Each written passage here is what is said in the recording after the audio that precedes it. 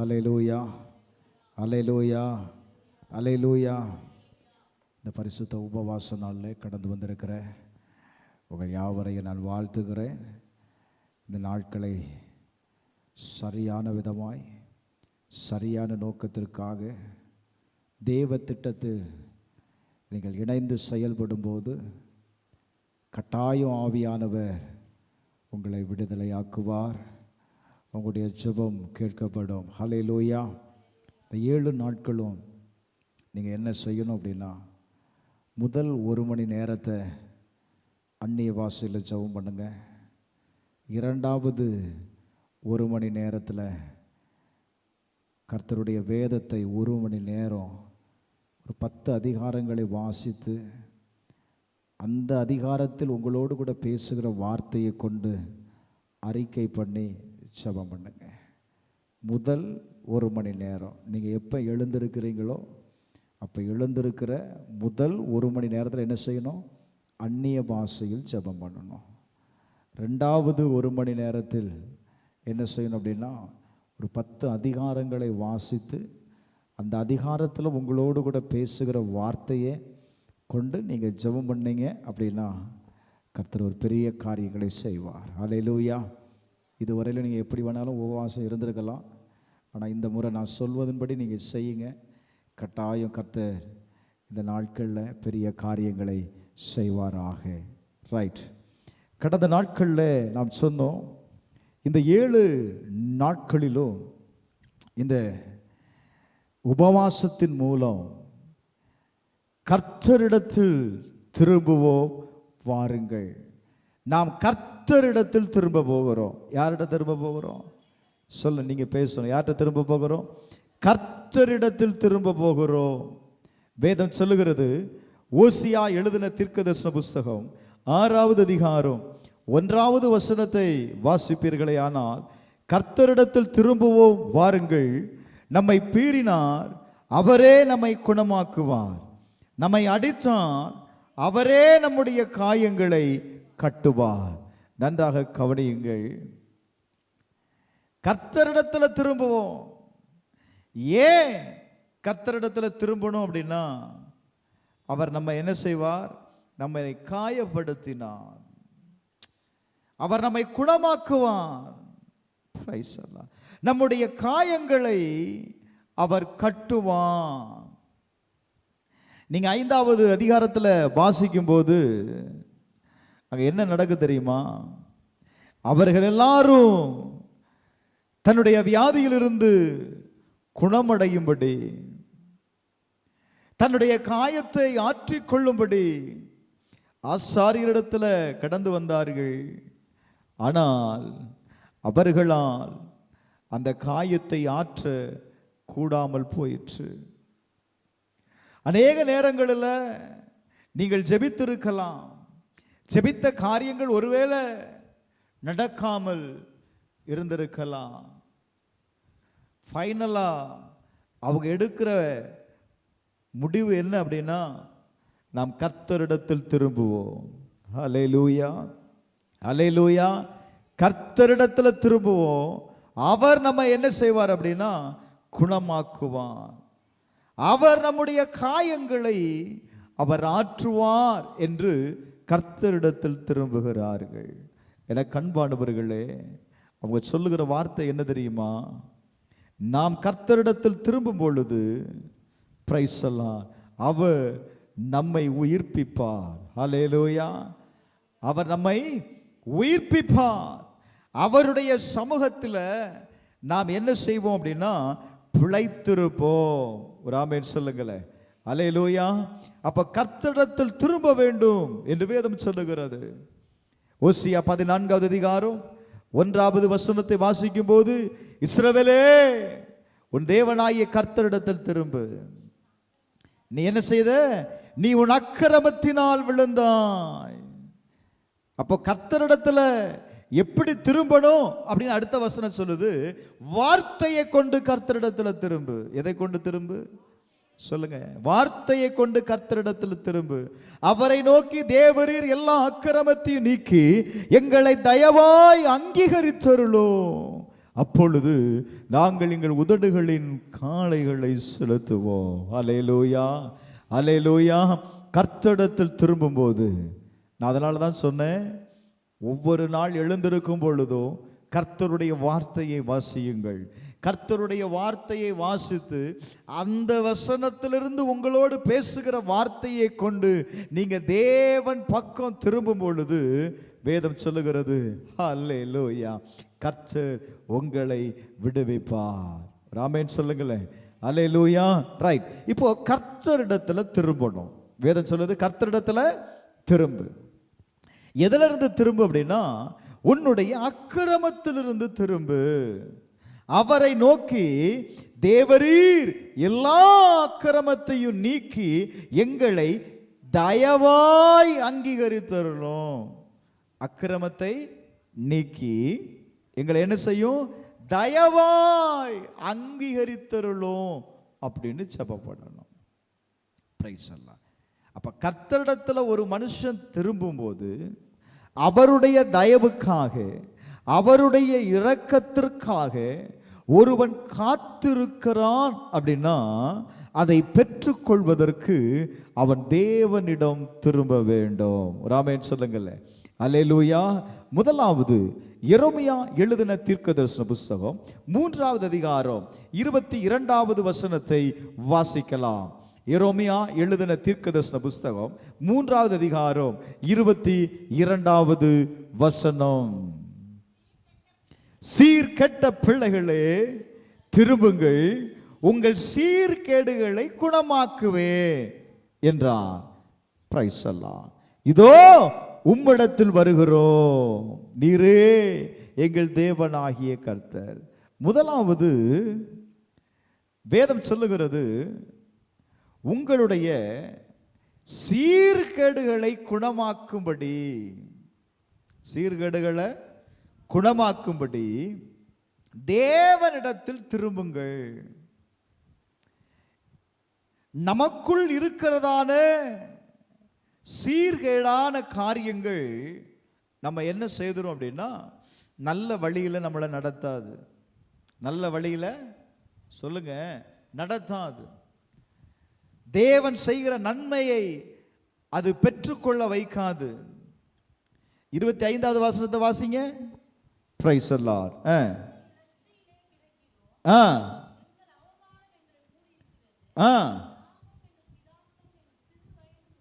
இந்நாள் வரையிலையும் எங்கள் தேவனாகிய கர்த்தருக்கு விரோதமாய் பாவம் செய்தோம். இரண்டாவது, எங்கள் தேவனாகிய கர்த்தருடைய சொல்லை கேளாமல் போனோம். முதலாவது என்ன சொல்றான்? நாங்க இந்த நாள் வரை பாவம் செய்தோம். இரண்டாவது,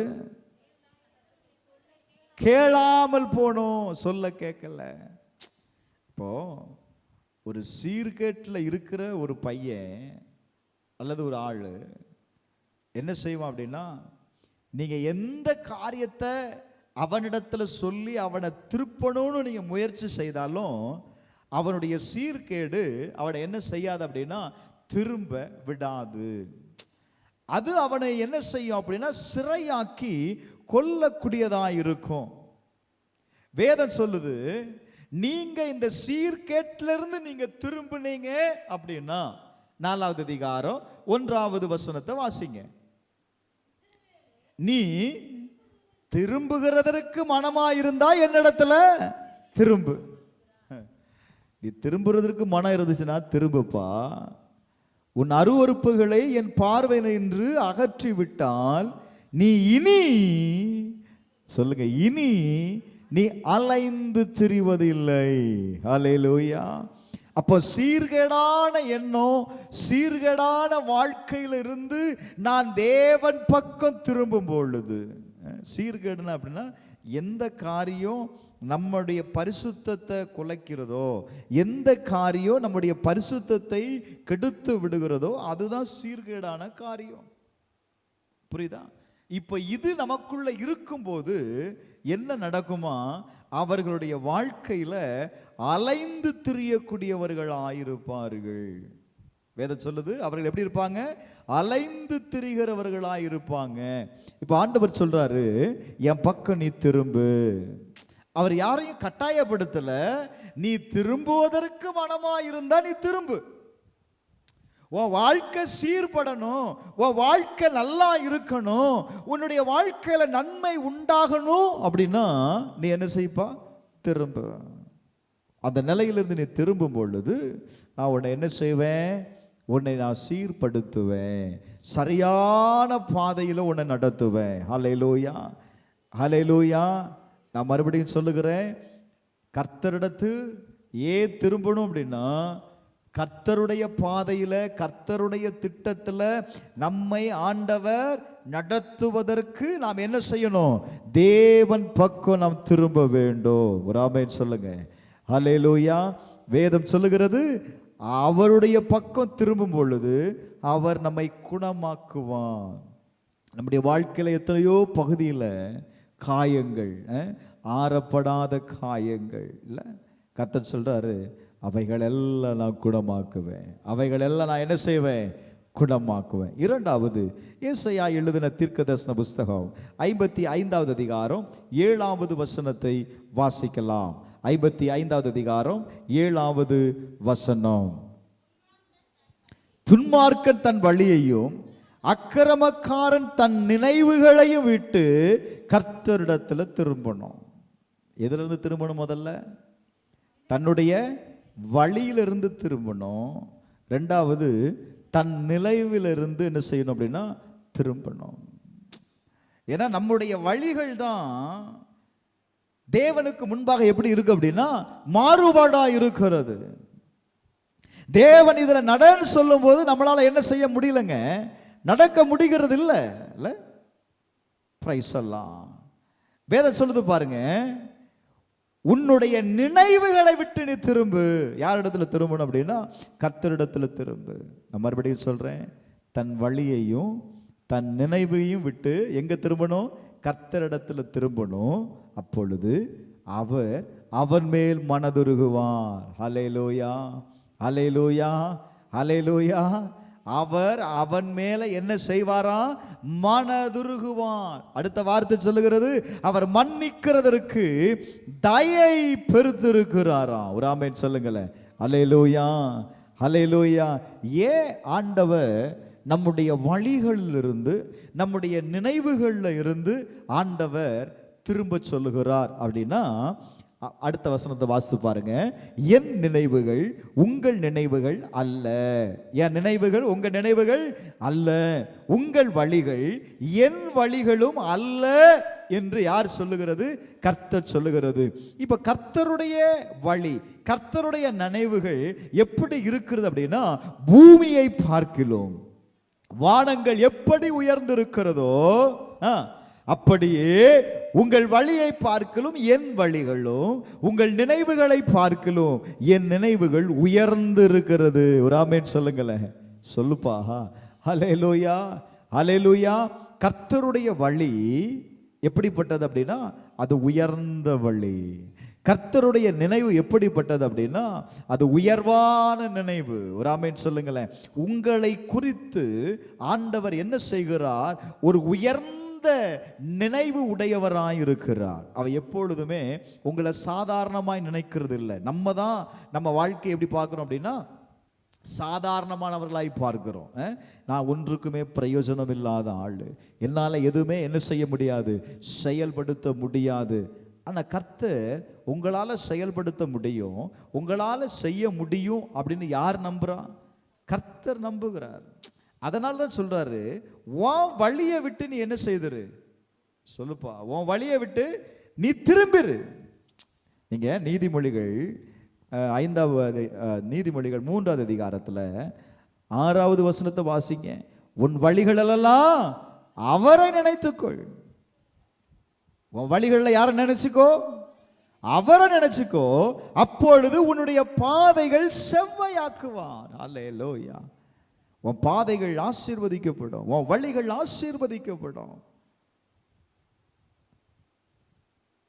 நீ உன்னை எப்படி எண்ணாத, ஞானின்னு எண்ணாத. கர்த்தருக்கு பயந்து தீமையை விட்டு விலகு. ஹல்லேலூயா. கொஞ்சம் நல்ல கவனிங்க. இன்னைக்கு அநேக நேரத்தில் நம்முடைய வழியில், நம்மளுடைய ஞானத்தில், நம்மளுடைய அறிவில் சில காரியங்களை நாம் செய்து விடுகிறோம். கர்த்தர் சொல்லுகிறாரு, உன்னை நீ ஞானியா பார்க்காதப்பா, உன்னை ஞானியா நீ என்ன செய்யாத, நீ எண்ணாத. அநேக காரியத்தில் நம் ஞானிகளாக இருக்கிறதுனால தான் ஓ ஜீசஸ் செய்து முடிக்க முடியலை. இன்னைக்கு ஆண்டவர்கிட்ட சொல்லுங்க, நான் என் வழியில் போன ஆண்டவரே, என் நினைவில் நான் போன ஆண்டவரே, நான் செயல்படுத்தினேன், தோல்வி அடைஞ்சிட்டேன். இப்போ நான் உம்மிடத்தில் திரும்புகிறேன், நான் உம்மிடத்தில் திரும்புகிறேன். நீங்க போன பாதையிலிருந்து திரும்பணும், அதுதான் ரொம்ப முக்கியம். சில வழிகளில் நீங்க போயிருப்பீங்க, சில பாதைகளில் நீங்க போயிருப்பீங்க. அந்த இடத்துல இருந்து ஆண்டவரே நான் என்ன செய்கிறேன், உம்முடைய பக்கம் நான் திரும்புகிறேன் ஆண்டவரே, நீங்க காட்டுகிற பாதையில் நான் போகிறேன் ஆண்டவரே. சில நேரத்தில் சில பாதையில் நம்ம போவல, சில பாதையில் போகும்போது நம்மளால் அந்த பாதையில் என்ன செய்ய முடியாதுன்னா பயணம் செய்ய முடியாது.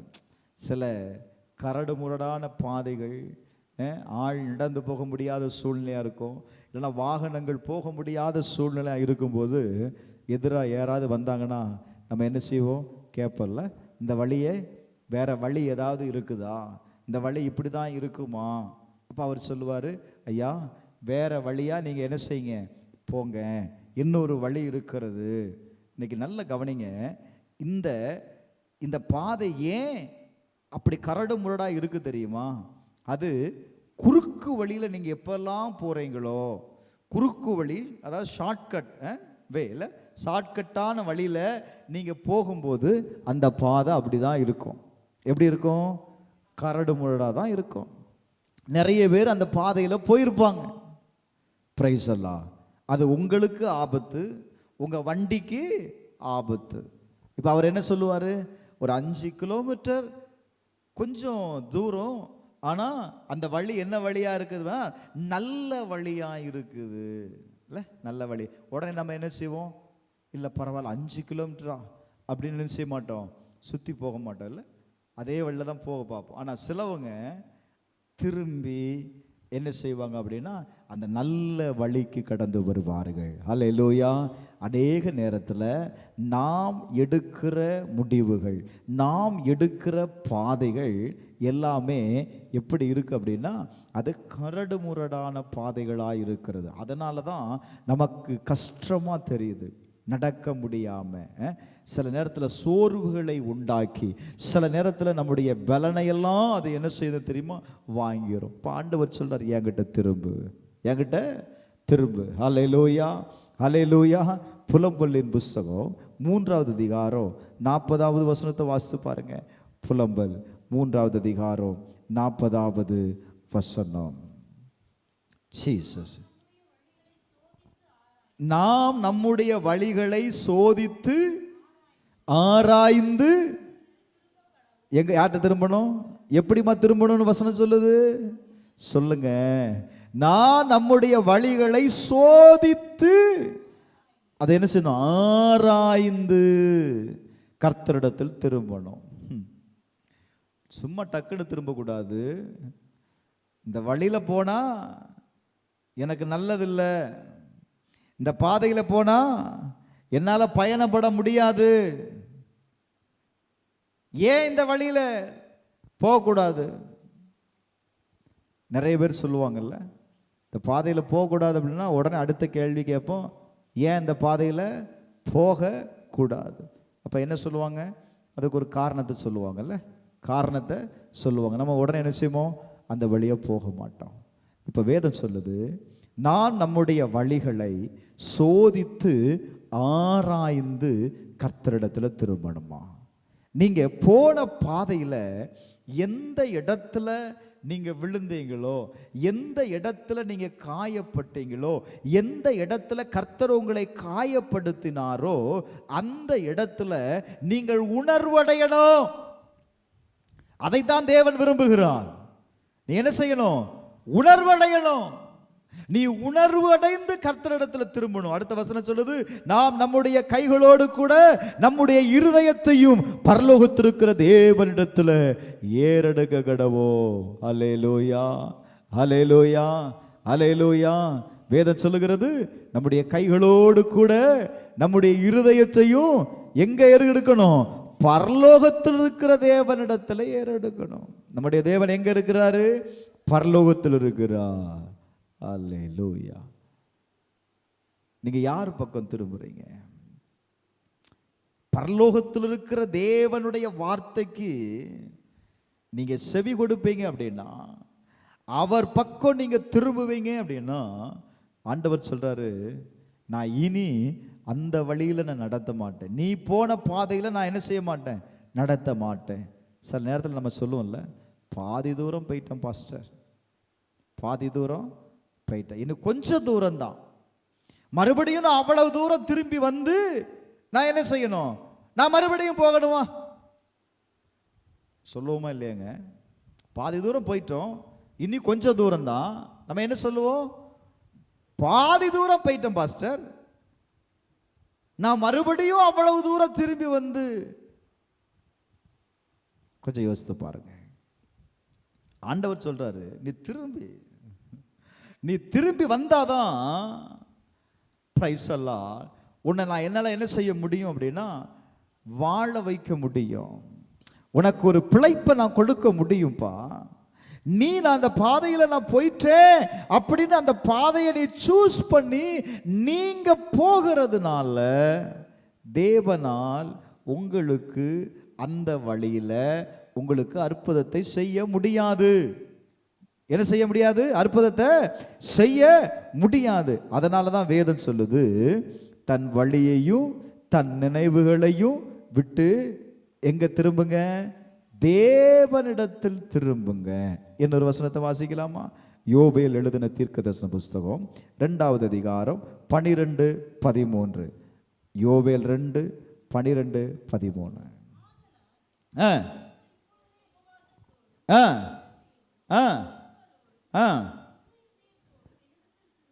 எப்படி திரும்பணுமா? ஆண்டவர்கிட்ட உபவாசத்தோடும் புலம்பலோடும் உங்க முழு இருதயத்தோடும் என்னிடத்தில் திரும்புங்கள் என்று கர்த்தர் சொல்லுகிறார். எப்ப திரும்பணும் அப்படின்னா, இப்பொழுதே, the right time. நீ இப்ப திரும்பணும் அப்படின்னா,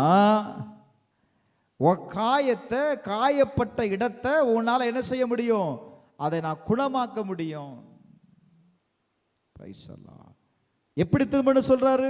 உபவாசத்தோடும் அழுகையோடும் புலம்பலோடும் உங்கள் முழு இருதயத்தோடு என்னிடத்தில் திரும்ப. 4 காரியம் சொல்லுது. 1 உபவாசம். உபவாசத்தில் என்ன இருக்கணும்? அழுகை இருக்கணும். 3வது புலம்பலோடு. 4வது முழு இருதயத்தோடு என்னிடத்தில் திரும்புப்பா. அப்படி நீ திரும்பினா பிரைஸ் எல்லாம் வேதம் சொல்லுது பாருங்க, அவர் இரக்கமும் மன உருக்கமும் நீடிய சாந்தமும் மிகுந்த கிருபையும் உள்ளவர், அவர் தீங்குக்கு மனஸ்தாபப்படுகிறவருமாயிருக்கிறார். அல்லேலூயா, அல்லேலூயா. முழு இருதயத்தோடு, இருதயத்தை கிழித்து, அதாவது இருதயத்தை திறந்து கொடுத்து ஜெபம் பண்ணணும். இருதயத்தை திறந்து கொடுத்து ஜெபம் பண்ணணும். நிறைய நேரத்தில் நம்ம இருதயம் திறக்கிறது இல்லை. காரணம், இருதயத்தை திறந்தா உள்ள இருக்குது வெளியே போயிடுச்சுன்னா, உள்ள இருக்குது வெளியே போயிடுச்சுன்னா பிரைஸ் எல்லாம். அப்ப நல்ல கவனிங்க, இருதயத்தை திறந்து ஜெபிக்கணும். இருதயத்தில் இருக்கிறதான எல்லா கிரியைகளையும் அது செத்த கிரியைன்னு சொல்லுது. வேதம் என்ன சொல்லுது? அது செத்த கிரியைகள். அது உள்ள இருக்கிறது வர செத்த கிரியை என்ன செய்யும்? என்னங்க ஏங்க, ஒரு செத்து போன ஒரு பூச்சியோ இல்லைன்னா ஒரு தவளையோ ஏதோ ஒன்று செத்து போனது என்ன செய்யும் அப்படின்னா, அது நாத்தம் எடுக்கும். அது செத்த கிரியைகள்.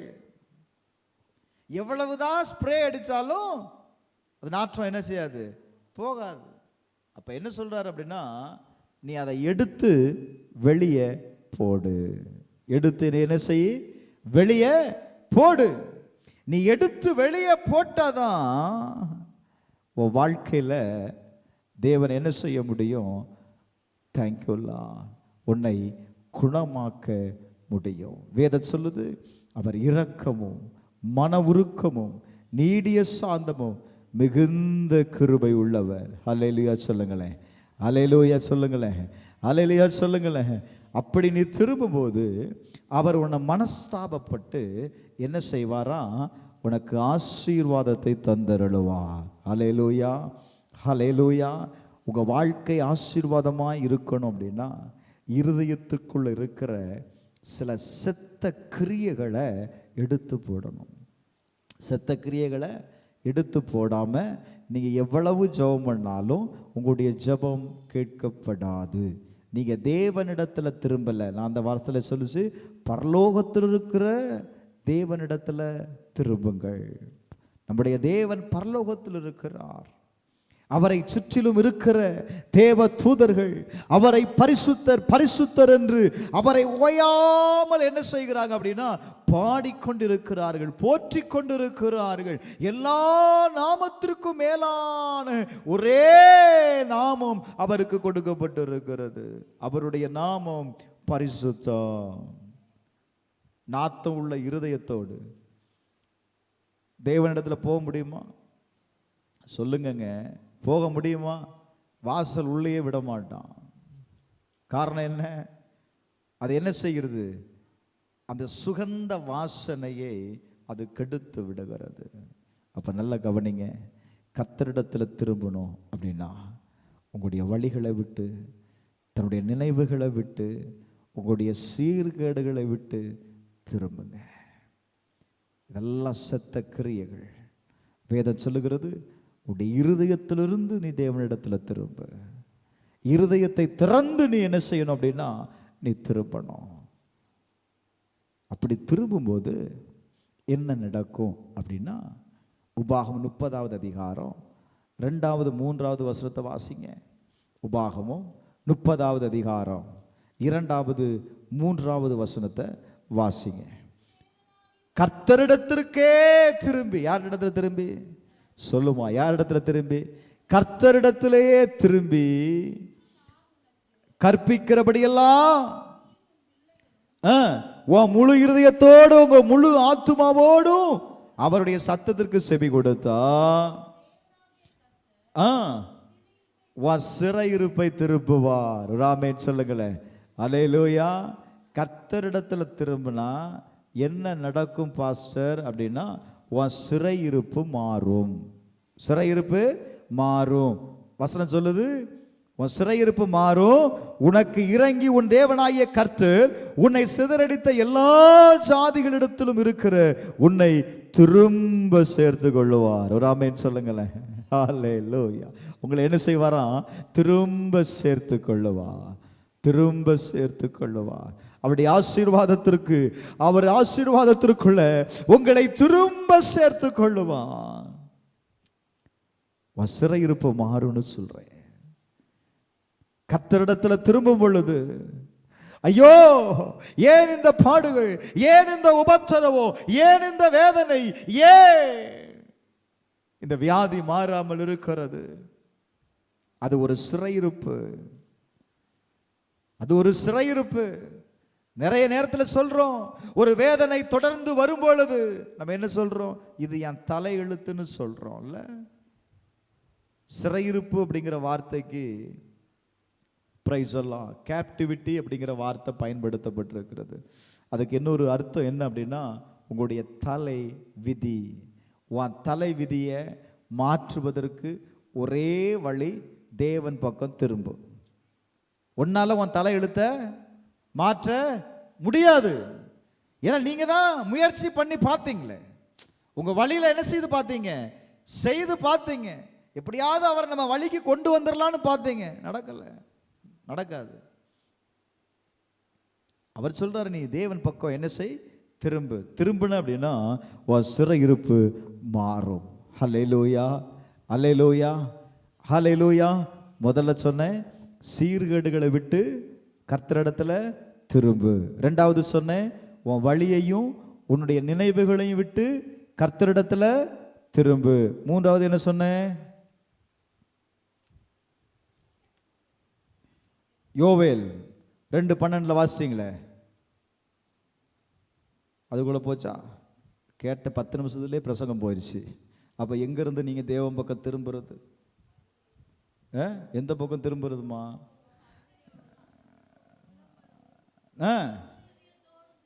எப்படி செய்யணுமா? ஆண்டவர்கிட்ட உபவாசத்தோடும் அழுகையோடும் புலம்பலோடும் முழு இருதயத்தோடும் திரும்பணும். ரொம்ப முக்கியம். முழு இருதயத்தோடு திரும்பணும். உபவாசம் இருக்கிறது பெருசு இல்லை. உபவாசம் இருக்கிறது பெருசு இல்லை. உபவாசத்தில் அழுகை இருக்கணும், புலம்பல் இருக்கணும், முழு இருதயத்தோடு தேவனிடத்தில் திரும்பணும். இருதயத்தை திறந்து ஒப்பு கொடுக்கணும். அப்போ தான் அந்த சித்த கிரியைகள் என்ன செய்யும் அப்படின்னா வெளியே போகும். பிரைஸ் எல்லாம். இந்த 3 காரியத்திலிருந்து நீ திரும்பும்போது வேதம் சொல்லுது உன் சிறையிருப்பு மாறும். 5 காரியம் இல்லை, 5. பிரைஸ் எல்லாம். அப்போ நல்லா கவனிங்க. தேவன் பக்கம் திரும்பும் பொழுது இப்போ அவர் பக்கத்தில் வந்துட்டீங்க. வேதம் சொல்லுது நான் உன்னை என்ன செய்வேன்? சேர்த்து கொள்வேன்னு சொன்னார்ல. நான் உன்னை சேர்த்து கொள்வேன்னு சொல்லி இப்போ நீங்கள் தேவன் பக்கம் வந்துட்டீங்க அப்படின்னா அடுத்து என்ன செய்யணும்? வேதம் சொல்லுது 2 நாளாகவும் 7வது அதிகாரம் 14வது வசனத்தை வாசித்து பாருங்க. என் நாமம் தரிக்கப்பட்ட என் ஜனங்கள் தங்களை தாழ்த்தி தங்கள் பொல்லாத வழிகளை விட்டு திரும்பினா. என்ன வழிப்பா? உங்க வழி எப்படிப்பட்ட வழி? பொல்லாத வழி. அதை விட்டு நீங்க திரும்பினீங்கன்னா உங்களுக்கு நான் என்ன செய்வேன்? உங்களுக்கு ஆசீர்வாதத்தை தருவேன். ஹல்லேலூயா. பரலோகத்தில் இருக்கிற நான் கேட்டு உன் பாவத்தை மன்னித்து உன் தேசத்திற்கு சேமத்தை, உன் வீட்டிற்கு சேமத்தை, உனக்கு சேமத்தை தருவேன். அப்போ தேவனிடத்திலிருந்து உன் ஜெபம் கேட்கப்பட்டு உங்களுக்கு ஆசீர்வாதம் கடந்து வரணும்னா தேவன் பக்கம் திரும்பின நீங்கள் என்ன செய்யணும்? உங்களை தாழ்த்தணும். உபவாசத்தில் இருக்க வேண்டிய அடுத்த நிலை உங்களை என்ன செய்யணுங்க? சொல்லுங்க. உபவாசத்தோடும் அழுகையோடும் புலம்பலோடும் முழு இருதயத்தோடும் தேவனிடத்தில் திரும்ப சொன்னேன். இப்போ தேவனிடத்தில் தன்னை தாழ்த்தி தேவனிடத்தில் திரும்பணும். என்ன செய்யணுங்க? தங்களை தாழ்த்தணும். ரெண்டாவது 1 யோவான் 1வது அதிகாரம் 9வது வசனத்தை வாசிக்கலாம். 1 யோவான் 1வது அதிகாரம் 9வது வசனம். பிரைஸ் அல்லாஹ். நம்முடைய பாவங்களை நாம் அறிக்கை இட்டால் பாவங்களை நமக்கு மன்னித்து எல்லா அநியாயத்தையும் நீக்கி அவர் உண்மையும் நீதியும் உள்ளவராயிருக்கிறார். முதல்ல சொன்னேன் உங்களை தாழ்த்தணும். உபவாசத்தில் உங்களை தாழ்த்தணும். இரண்டாவது உங்கள் பாவங்களை நீங்க அறிக்கையிடணும். பாவங்களை சொல்லுங்க. பாவங்களை அறிக்கை. எப்படி அறிக்கையிடுறது? ஏசப்பா நான் செய்த எல்லா பாவத்தையும் மன்னியும். முடிஞ்சு போச்சு. எவ்வளோ சத்தமாக சொல்லுது அந்த அம்மா. அவ்வளோதான். பாவ அறிக்கை என்ன செய்தாச்சு? பண்ணி முடிச்சாச்சு. அது பாவ அறிக்கை இல்லை. நீங்கள் என்ன பாவத்தை செய்தீங்களோ, உங்களுக்குள்ள என்ன பாவம் உள்ள இருக்குதோ அதை அறிக்கை பண்ணணும். அதை என்ன செய்யணும்? அறிக்கை பண்ணணும். நம்ம தான் நீதிமானாச்சே. வேதம் சொல்லுகிறது நாம் பாவம் இல்லை என்று சொல்லுவோமே. ஆனால் யாரை பொய்யராக்குறோமா?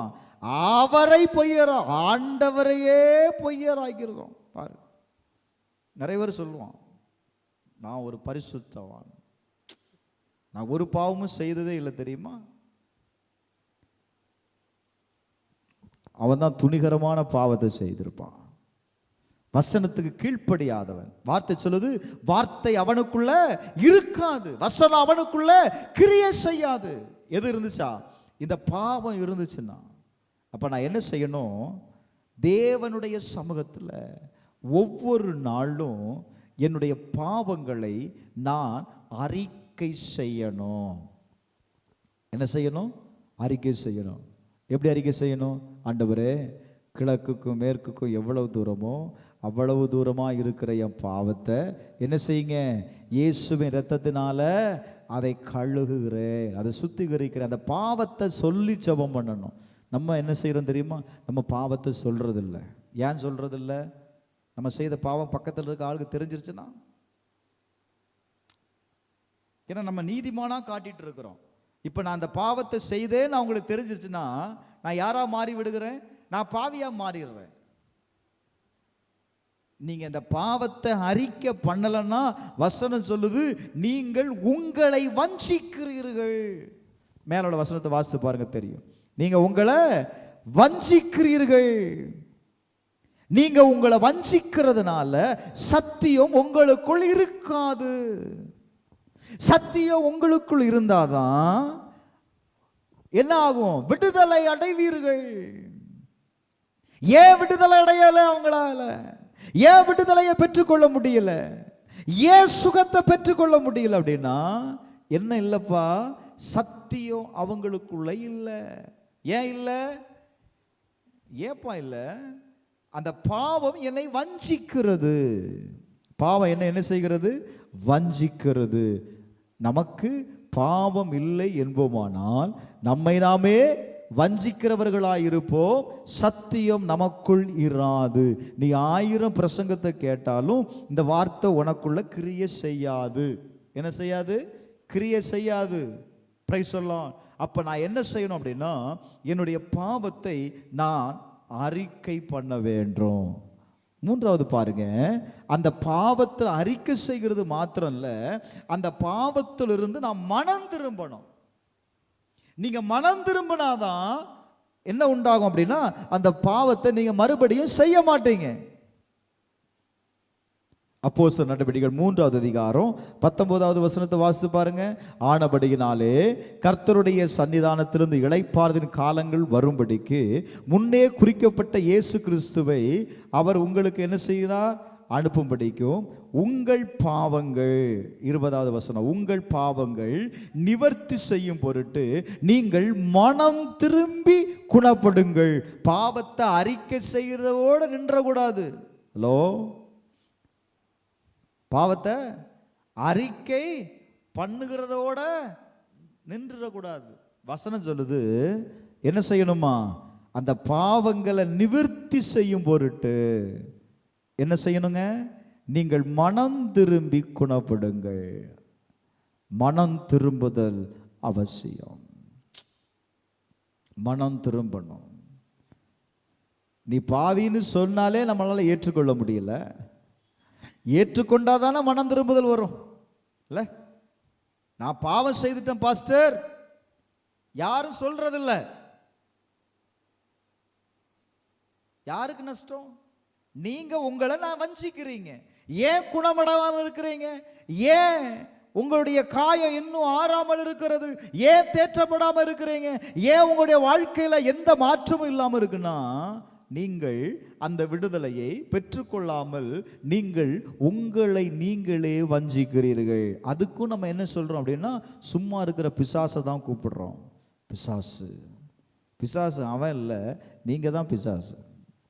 யார் வஞ்சிக்கிறது? பிசாசா உங்களை வஞ்சிக்கிறான்? இல்லை, நம்மை தாமே நாம் வஞ்சிக்கிறோமா. பிரைஸ் எல்லாம். அப்ப என்ன செய்யணுங்க? அந்த பாவத்தை அறிக்கை பண்ணிடணும். சொல்லுங்க, பாவத்தை அறிக்கை பண்ணணும். 2வது, அதை நிவர்த்தி செய்யணும். அந்த பாவம் என்ன செய்யப்படணும்? சொல்லுங்க, சத்தமா சொல்லுங்க. பாவம் நிவர்த்தி செய்யணும். அந்த பாவம் நிவர்த்தி அடையலை அப்படின்னா, அது அந்த பாவத்திற்கு ஒரு முடிவை உண்டாகலை அப்படின்னா மனம் திரும்புதல் என்ன செய்யாது? உண்டாகாது. ஓசியா 5:15 பார்க்கும்போது அங்க எழுதப்பட்டிருக்கு பாருங்க. அவர்கள் தங்கள் குற்றங்களை, மனம் திரும்புதல்னா என்ன? குற்றங்களை உணரணும், உணர்வடையணும். ஐயோ, நான் பாவம் செய்துட்டேன், இந்த பாவத்தினாலதான் எனக்கு இந்த பிரச்சனை அப்படிங்கிறத நீ உணரணும். வசனம் சொல்லுது பாருங்க. அவர்கள் தங்கள் குற்றங்களை உணர்ந்து என் முகத்தை தேடு மற்றும் நான் என் ஸ்தானத்திற்கு திரும்பி போய் விடுவேன். தங்கள் ஆபத்தில் என்னை கருத்தாய் தேடுவார்கள். ஆபத்து வரும்போது தான் கர்த்தரை தேடுறோம். வசனம் சொல்லுது, தங்கள் குற்றங்களை உணர்ந்து அவர் முகத்தை தேடணும். ஐயோ நான் பாவம் செய்துட்டேனே, ஐயோ இந்த பாவத்தினால என் வாழ்க்கை இப்படி மாறிவிட்டதே அப்படின்னு நீங்க என்ன செய்யணும்ப்பா? உணர்ந்து மனம் திரும்பணும். நீ உணர்வு அடைகிறது இல்லை, உணர்வு அடைகிறது இல்லை. சத்தியத்துக்கு ஒப்பு கொடுக்கறது இல்லை. சத்தியத்துக்கு ஒப்பு கொடுத்தா தானப்பா உணர்வு உண்டாகும். வேதம் சொல்லுது, 2 கொரிந்தியர் 7வது அதிகாரம் 10வது வசனத்தை நீங்க வாசிச்சீங்கன்னா அங்கே எழுதப்பட்டிருக்கு பாருங்க. தேவனுக்கு ஏற்ற துக்கம் பின்பு மனஸ்தாபப்படுகிறதற்கு இடமில்லாமல் ரட்சிப்புக்கு ஏதுவான மனம் திரும்புதலை உண்டாக்குகிறது. லௌகீக துக்கமோ மரணத்தை உண்டாக்குகிறது. ஹலோ, மனம் திரும்புதல் ரட்சிப்பை உண்டாக்கும். மனம் திரும்புதல் விடுதலையை உண்டாக்கும். மனம் திரும்புதல் உனக்கு சுகத்தை உண்டாக்கும். மனம் திரும்புதல் உன் காயங்களை ஆற்றும். மனம் திரும்புதல் உனக்கு ரட்சிப்பு கொண்டு வரும்பா. நீ மனம் திரும்பாம கவலைப்பட்டுட்டு இருந்தன்னா அது எங்க கொண்டு போய் விடும் தெரியுமா? பெட்டி கட்ட வச்சிரும். அப்புறம் பெட்டியை என்ன செய்ய வேண்டியா? ரெடி பண்ண வேண்டியதான். அதான சொல்லுது, லௌகீக துக்கம் எங்க கொண்டு போயிருமா? மரணத்திற்கு கொண்டு போயிடும். ரொம்ப கவனம். மனம் திரும்புதல் உங்களை பிழைக்க வைக்கும். எப்படி மனம் திரும்பணும்? நீங்க செய்த குற்றத்தை உணர்ந்து மனம் திரும்பணும். அந்த இளைய குமாரனை குறித்து பார்க்கும்போது லூக்கா எழுதின சுவிசேஷம் 15வது அதிகாரத்தில் தன்னுடைய தகப்பனுடைய ஆசையை வாங்கிட்டு அவன் பங்கை வாங்கிட்டு அவன் என்ன செய்கிறான் அப்படின்னா வீட்டை விட்டு போகிறான். இல்லை, அவன் பங்கை வாங்கிட்டு என்ன செய்கிறான்? போகிறான். போய் அவன் என்ன செய்தான் தெரியுமா?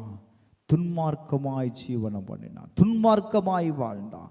தமக்கு இஷ்டப்படி வாழ்ந்தான். தமக்கு பிரியமாய் அவன் வாழ்ந்தான். எப்படியும் வாழ்ந்துடலான்னு நினைச்சு பங்கை வாங்கிட்டு போனாங்க. ஆனா அவனால என்ன செய்ய முடியல? வாழ முடியல. அவனோடு இருந்த நண்பர்கள், அவங்ககிட்ட பணம் இருக்கிறது வரை கூட இருந்தான். பணம் இல்லைன்னு தெரிஞ்ச உடனே விட்டுட்டு போயிட்டான். தேசத்துல பஞ்சம், தேசத்துல பஞ்சம், ஆகாரம் குறைவுபட்டது. இனி என்ன செய்வது? சாப்பிடணும், சாப்பிடணும். வேலையை தேடுறான், வேலை கிடைக்கல. ஒரே ஒரு வேலை பேலன்ஸ் இருக்கு. அதுவும் நீ இப்போ அந்த வேலையில் ஜாயின் பண்ணலன்னா வேற வருவான், அந்த வேலையை வாங்கிடுவான். என்ன வேலை? பன்னி மேய்க்கிற வேலை. அந்த வேலைக்கு சேர்ந்தான். பன்றிகளை மேய்க்கும்படி சேர்ந்தான். பன்னி மேய்க்க போனா பன்னி தின்கிற தவிட்டுனாலே தன் வயிற்றை நிரப்ப ஆசையா இருந்தான். சாப்பிடல, அதை எடுத்து சாப்பிடலான்னு நினைச்சான்.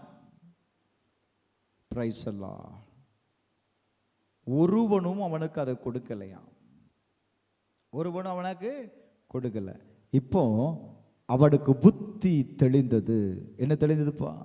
சொல்லுங்க. புத்தி தெளிந்தது. இப்பதான் அவன் நினைக்கிறான், என் தகப்பன் வீட்டில் தகப்பனுடைய கூலிக்காரர் எத்தனையோ பேருக்கு பூர்த்தியான சாப்பாடு இருக்கிறது, நானும் பசியினால் சாகிறேன். நான் எழுந்து எங்க போவோம் அப்படின்னா தகப்பன் வீட்டிற்கு போய் தகப்பனை பார்த்து, அப்பா உனக்கு விரோதமாக, பரத்திற்கு விரோதமாக நான் பாவம் செய்துட்டேன், என்ன மன்னிச்சிருங்கப்பா. நான் உம்முடைய குமாரன் என்று சொல்லப்படுவதற்கு நான் என்ன அல்ல, நான் பாத்திரன் அல்ல, ஒரு கூலிக்காரனா வைத்துக் கொள்ளுங்க ஆண்டவரே. லிசன், நல்ல கவனிங்க. அவன் உணர்வு அடைந்தான். தன்னுடைய இருதயத்தில் அவன் உணர்வு அடைந்தான். என் தகப்பன் வீட்டில் எத்தனையோ பேருக்கு ஆகாரம் இருக்கு, இனி அவருடைய பிள்ளையா என்ன இருக்க முடியாது. இருந்தாலும் போய் என்ன செய்வோம், தான் செய்த தவறை உணர்ந்து தகப்பட்ட என்ன செய்கிறான்னா மன்னிப்பு கேட்குறான். ரொம்ப முக்கியம். மறுபடியும் வந்து சண்டை போடலை. நான் உம்முடைய பிள்ளை தானே, உம்முடைய பிள்ளை தானே, பிரைஸ் எல்லாம் என் பங்கு தானே எனக்கு கொடுத்தீங்க, உங்கள் பங்கு இருக்குல்ல, அதில் எனக்கு கொஞ்சம் தரலாம்ல, அப்படியா கேட்டான்? சொல்லுங்க, அப்படி கேட்டானா? இல்லை. அவன் என்ன செய்தான்? தான் செய்த தவறை உணர்வடைந்தான். ஒரு ஆமென் சொல்லுங்களேன். ஹல்லேலூயா. அவனுடைய மனம் திரும்புதல் அவனுக்கு எதை கொண்டு வந்தது தெரியுமா? ஒரு உயர்ந்த வஸ்திரத்தை கொண்டு வந்தது. உயர்ந்த, அவன் சொல்றான், அப்பா, பரத்திற்கு விரோதமாக உமக்கு முன்பாக நான் பாவம் செய்தேன், இனிமேல் உம்முடைய குமாரன் என்று சொல்வதற்கு நான் என்னல்ல, நான் பாத்திரன் அல்ல. அப்பொழுது தகப்பன், அவன் எப்போ தான் கற்றத்தை உணர்ந்தானோ உடனே அப்பா ஊழியக்காரனை பார்த்து சொல்றாரு, நீ உயர்ந்த வஸ்திரத்தை கொண்டு வா, இவனுக்கு அந்த வஸ்திரத்தை கொடு, ஹல்லேலூயா, இவனுக்கு மோதிரத்தை கொடு, இவனுடைய கால்களுக்கு பாதரட்சையை கொடு, இவன் என்னுடைய பிள்ளை. ஒரு ஆமென் சொல்லுங்களேன். ஹல்லேலூயா. வேதம் சொல்லுகிறது, என் குமாரனாகிய இவன் மரித்தான் திரும்பவும் உயிர்த்தான். இருக்கா வசனம்? இருக்காமா? என் குமாரனாக இவன் மரித்தான் திரும்பவும் உயிர்த்தான், காணாமல் போனான் திரும்பவும் காணப்பட்டான். அல்லேலூயா. அவர்கள் சந்தோஷப்பட தொடங்கினார்கள். நான் சொல்லுவேன், உங்க ஒருத்தருடைய மனம் திரும்புதல் பரலோகத்தில் ஒரு பெரிய சந்தோஷத்தை உண்டாகும். அல்லேலூயா. உங்களுடைய ஒருத்தருடைய உங்க ஒருவருடைய மனம் திரும்புதல் உன் குடும்பத்தை உயிர்ப்பிக்கும். உங்க குடும்பத்தை என்ன செய்யும் தெரியுமா? அது உயிர்ப்பிக்கும். காணப்படாதவைகள் காணப்படும். தீர்க்கமா சொல்றேன், உன்னுடைய வீட்டில் ஒரு மிகப்பெரிய சந்தோஷத்தை, நீங்க இழந்த சந்தோஷத்தை, நீங்க இழந்த அமைதியை, பிரைஸ் எல்லாம் நீங்க திரும்பவும் பெற்றுக்கொள்ள போகிறீங்க. இதனால உங்க ஒருத்தருடைய மனம் திரும்புதல். தேவன் பக்கம் திரும்புவோம். கர்த்தர் சொல்றாரு, ஹல்லேலூயா, ஹல்லேலூயா. அந்த வசனத்தை வாசிங்க. இப்போ மூத்த குமாரன் வந்துக்கிறான்ல, மூத்த குமாரன் வந்து பார்க்குறான், வீட்டில் பயங்கர கொண்டாட்டமாக இருக்குது. என்னன்னு கேட்கும்போது அவன் சொல்கிறான், உம்முடைய சகோதரன் வந்தார், அவர் மறுபடியும் சுதந்திரத்துடனே உம்முடைய தகப்பனிடத்தில் வந்து சேர்ந்தபடியினார். ஒரு ஆமென் சொல்லுங்களேன். ஹல்லேலூயா. அவன் மறுபடியும் எதோடு சேர்ந்து கொண்டான் அப்படின்னா, அவனுக்கு உண்டான சுதந்திரத்தோடு கூட சேர்ந்து கொண்டான். ஒரு ஆமென் சொல்லுங்களேன். ஹல்லேலூயா. உங்களுடைய சுதந்திரம் நம்முடைய தகப்பனிடத்தில் இருக்கிறது. அந்த தகப்பனிடத்தில் நீ சேரும் பொழுது தகப்பனுடைய சுதந்திரத்திற்கு நீங்கள் யாராய் மாறிவிடுகிறீர்கள்? பங்காளிகளாய் மாறிவிடுகிறீர்கள். ஒரு ஆமென் சொல்லுங்களேன். ஹல்லேலூயா, ஹல்லேலூயா. அதுக்காக தான் சொல்கிறோம்ப்பா, தேவன் பக்கம் திரும்பு. நீ உன் சுதந்திரத்தை இழந்ததுனால தான் இவ்வளவு கஷ்டப்படுற. உன் சுதந்திரத்தை நீ இழந்ததுனால தான் இவ்வளவு போராட்டம், இவ்வளவு பிரச்சனை. நான் சொல்லுவேன், உங்கள் சுதந்திரத்தை இழந்து போகாதபடி உங்கள் சுதந்திரத்தோடு கூட நீ சேர்ந்து கொள்ளும் பொழுது அப்பா சொல்கிறாரு, நான் உன்னை திரும்பவும் நான் உயிர்ப்பிப்பேன். அல்லேலூயா. நான் திரும்பவும் உன்னை குணமாக்குவேன், உன் காயங்களை நான் கட்டுவேன். ஆறாமல் எத்தனை நாட்கள் இந்த காயங்கள் இருக்கிறதோ அவைகள் எல்லாவற்றையும் நான் குணமாக்குவேன்னு கர்த்தர் சொல்றாரு. எத்தனை பேர் விரும்புகிறீங்க, நான் குணமடையணும் பாஸ்டர், நான் குணமடையணும், இந்த காயம் எனக்கு ஆற்றப்படணும். ஹல்லேலூயா. என் இருதயத்தில், என்னுடைய இருதயத்தில் ஒரு மிகப்பெரிய காயம் ஏற்பட்டிருக்கு பாஸ்டர் சொல்கிறீங்களா? ஆவியானவர் சொல்கிறாரு, என் பக்கம் திரும்பியா, என் பக்கம் திரும்பு, தேவன் பக்கம் திரும்பு, கர்த்தரிடத்தில் திரும்பு, பரலோகத்தின் தேவனிடத்தில் திரும்பு.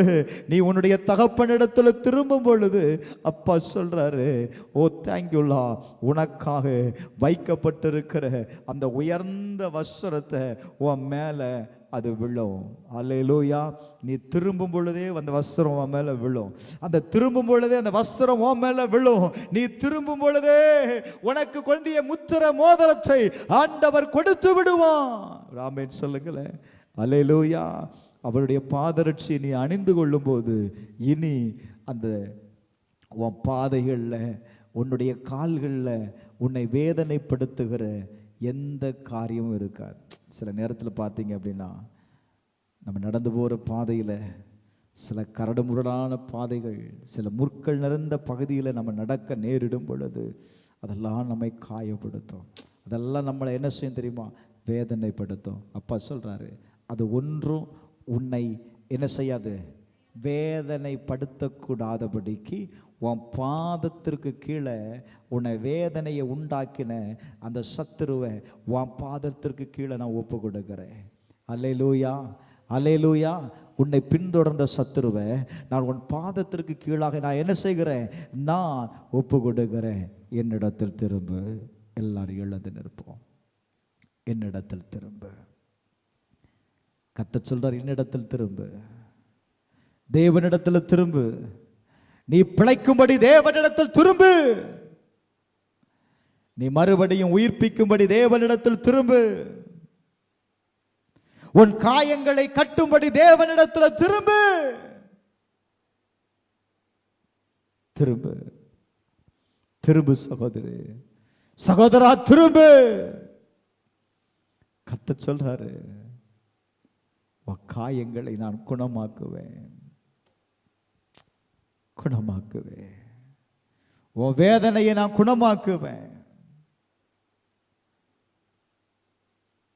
உன் சிறையிருப்பிலிருந்து நான் உன்னை விடுதலையாக்குவேன். இனி நீ அலைந்து திரிவதில்லை. நீ இழந்த சுதந்திரத்தை நான் மறுபடியும் அதை நீ பெற்றுக்கொள்ளும்படி நான் வைப்பேங்கிறாரு. நீ இழந்த சுதந்திரத்தை, நீ இழந்த ஆசீர்வாதத்தை கர்த்தர் சொல்றாருப்பா, நான் மறுபடியும் நான் உன்னை சேர்த்து கொள்ளும்போது அந்த சுதந்திரத்தை நீ பெற்றுக்கொள்ளுவே. ஒப்பு கொடுங்க பார்க்கலாம். தேவனிடத்தில் திரும்புங்க சிஸ்டர், பிரதர், தேவனிடத்தில் திரும்புங்க. நீங்க எந்த இடத்துல விலகி போனீங்க, எந்த பாதையில் நீங்க கடந்து போகிறீங்க, அந்த பாதையிலிருந்து திரும்பு, பாதையிலிருந்து திரும்புன்னு நான் சொல்றேன். கர்த்தர் உன்னை திரும்பு வா என்று அழைக்கிறான். திரும்பு, திரும்பு. அவன் உணர்வடைந்த உடனே அவன் அப்பா வீட்டுக்கு திரும்பிட்டான்.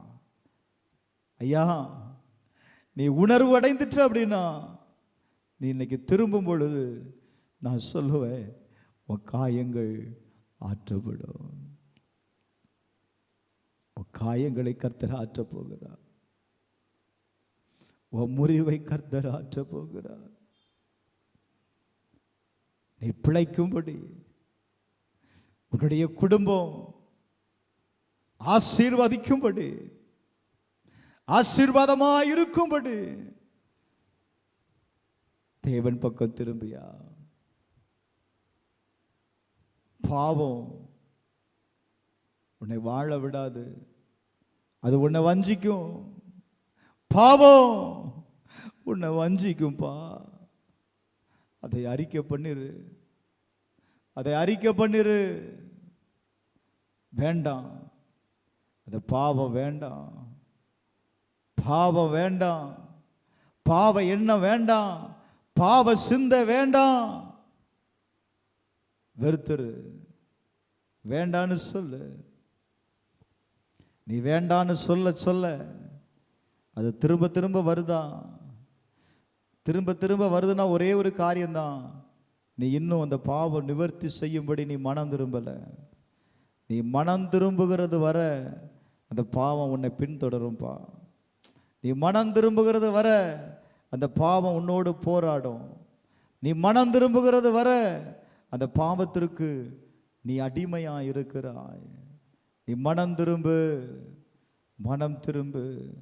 அந்த பாவம் நிவர்த்தி ஆகும்படி நீ மனம் திரும்பு. இந்த முதல் நாள் உபவாச நாளில் கர்த்தர் உன்னோடு பேசுகிற வார்த்தை மனம் திரும்பு. சபையே மனம் திரும்பு. சகோதரா மனம் திரும்பு.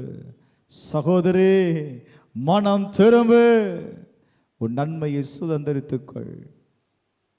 எத்தனை பேர் உடைய ஆசீர்வாதத்திற்காக ஜெபிக்கிறீங்க? உன் நன்மையை தடை செய்தவன் யாருப்பா?